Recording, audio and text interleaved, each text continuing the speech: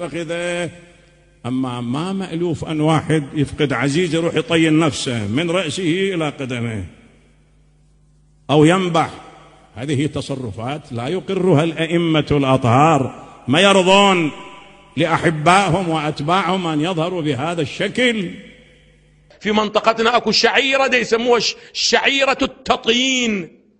قلت له هاي شنو شعيرة التطيين؟ يقول بيني وبين الله يطينون انفسهم وجهه وراسه وكذا. يقول هاي من شعائر الحسينية مولانا.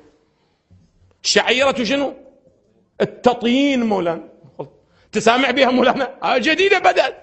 يوميا عشرات الظواهر تطلع بعنوان الشعائر الحسينية اللي ما انزل الله بها من سلطان، بل كثير منها إن لم أقل أكثرها، بل كثير منها مخالفة للضوابط الشرعية ومخالفة لسيرة أئمة أهل البيت ومخالفة للنصوص القرآنية القطعية ومخالفة للأهداف التي من أجلها جاءت نهضة الإمام الحسين.